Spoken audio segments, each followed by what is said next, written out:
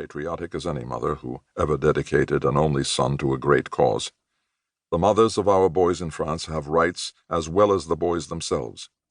My boy's mother had a right to be protected from the weeks of horrible anxiety and suspense caused by the inexplicable arrest and imprisonment of her son. My boy's mother had a right to be spared the supreme agony caused by a blundering cable from Paris saying that he had been drowned by a submarine, an error which Mr. Norton subsequently cabled that he had discovered 6 weeks before. My boy's mother, and all American mothers, have a right to be protected against all needless anxiety and sorrow. Pardon me, Mr. President, but if I were president and your son were suffering such prolonged injustice at the hands of France, and your son's mother had been needlessly kept in hell as many weeks as my boy's mother has, I would do something to make American citizenship as sacred in the eyes of Frenchmen as Roman citizenship was in the eyes of the ancient world.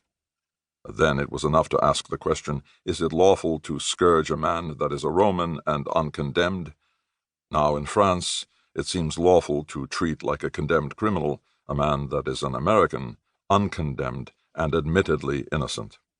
Very respectfully, Edward Cummings. This letter was received at the White House. Whether it was received with sympathy or with silent disapproval is still a mystery. A Washington official, a friend in need and a friend indeed in these trying experiences, took the precaution to have it delivered by messenger.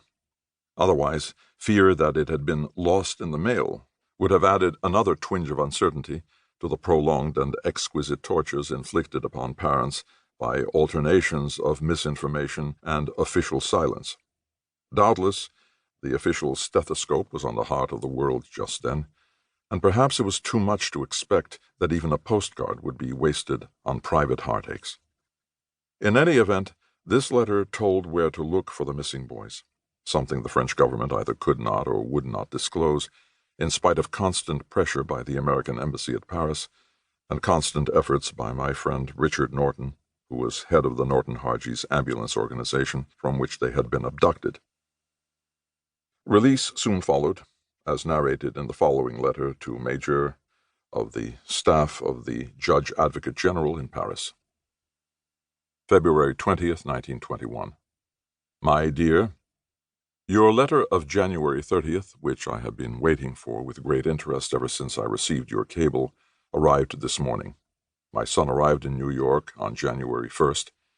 He was in bad shape physically as a result of his imprisonment, very much underweight, suffering from a bad skin infection which he had acquired at the concentration camp.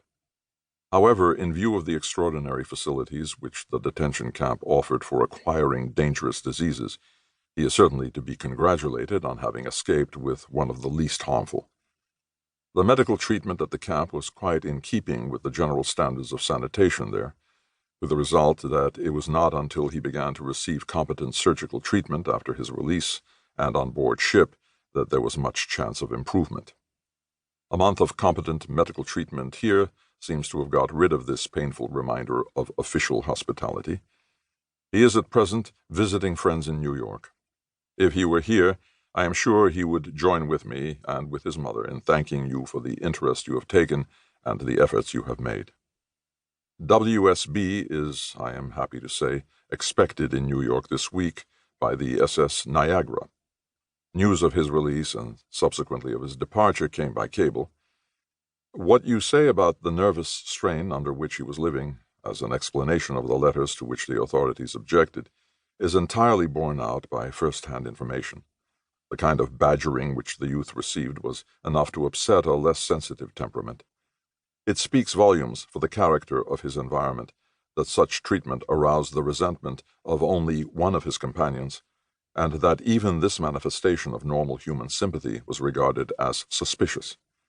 If you are right in characterizing B's condition as more or less hysterical, what shall we say of the conditions which made possible the treatment which he and his friend received? I am glad B wrote the very sensible and manly letter to the embassy which you mention.